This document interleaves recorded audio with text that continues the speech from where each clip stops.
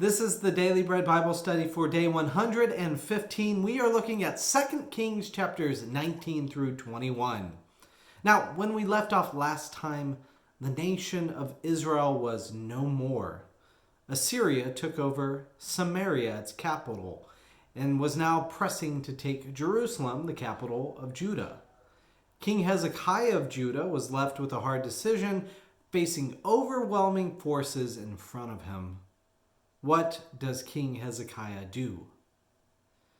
His first responsible move is to go to the house of the Lord to pray. King Hezekiah wants to hear what God has to say and consults a priest named Isaiah. This proves to be a good call, as Isaiah becomes one of the more notable prophets in the Old Testament. The prophet who has seen dry bones regain spirit and hears the Spirit of God speak of a plan in 2 Kings 19 verse 6. Isaiah said to them, "Say to your master, thus says the Lord, do not be afraid because of the words that you have heard, with which the servants of the kings of Assyria have reviled me.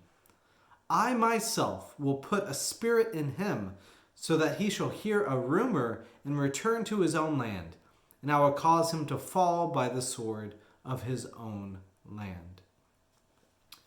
Representatives of Assyria do in fact leave, but also want to keep the pressure up on Judah. They tell King Hezekiah to despair, even though we are moving our forces away from you. King Hezekiah again seeks God in 2 Kings 19 verse 14. Hezekiah received the letter from the hand of the messengers and read it. Then Hezekiah went up to the house of the Lord and spread it before the Lord. And Hezekiah prayed before the Lord. This prayer is pleasing to God. The prophet Isaiah again gives a message of hope in verse 32.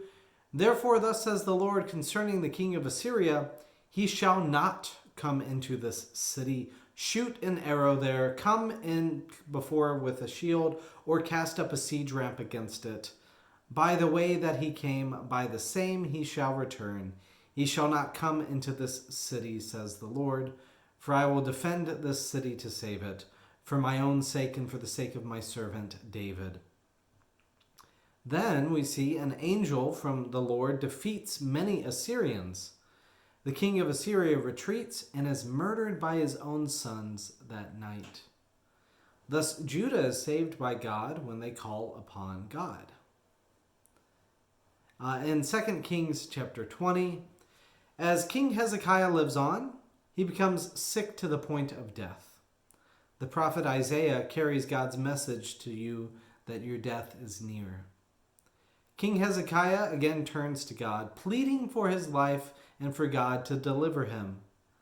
Moved by his humility and devotion, God changes the words for Hezekiah in 2 Kings 20.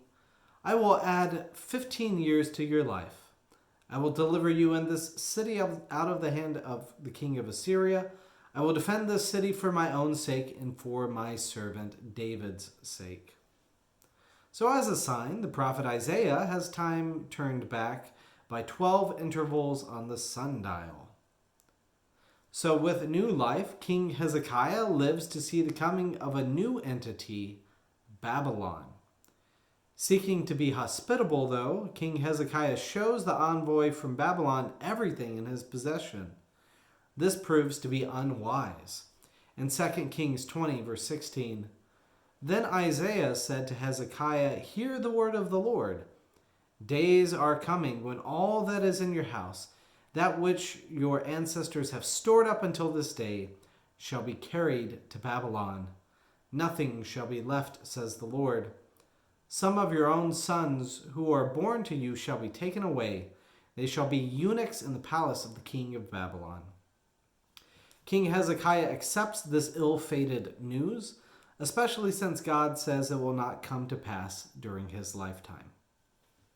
Moving on to 2 Kings 21, after King Hezekiah of Judah dies, his son Manasseh takes over. Now Manasseh has a long tenure, 55 years. This is a long time of sin, though, as King Manasseh brings idolatry of Baal back in full force.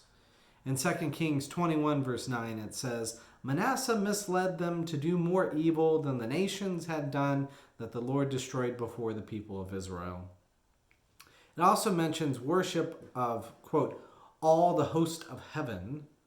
This seems to reference divine beings other than God up in heaven.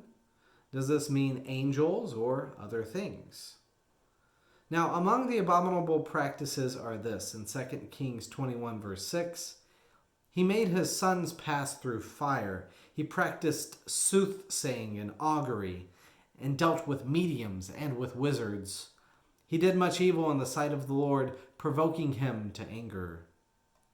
Now God has strong words for the actions of Manasseh. In 2 Kings 21, verse 14, I will cast off the remnant of my heritage and give them into the hand of their enemies. They shall become a prey and a spoil to all their enemies, because you have done what is evil in my sight and have provoked me to anger, since the day their ancestors came out of Egypt, even to this day. So how does this promise of destruction relate to the promise made to King David, that his descendant would rule over Israel? In 2 Samuel 7, verse 15, it was said, But I will not take my steadfast love from him as I took it away from Saul, whom I put away before you. Your house and your kingdom shall be made sure forever before me. Your throne shall be established forever. Now, there are two theological points 2 Kings is setting up. First, is God has the ability to remove favor whenever God decides. And then second, God's decisions are influenced if people earnestly seek to obey God. God just loves to show mercy, especially to those who fear him. Or instead of fear, respect would be another appropriate way to put that. Follow in God's ways, all of these things apply. Well, the nation of Judah is again on the downswing once King Manasseh dies. His son King Amon continues the sins of his forefathers. King Amon is murdered by a conspiracy, and then the conspirators are killed as well. Violence only ends with more violence. Now, on the upswing, a young king will arise to lead a reformation of the people, and we will see the book of the Lord guide the people once again next time for the Daily Bread Bible Study. So thank you for joining us. We look forward to talking about King Josiah next time.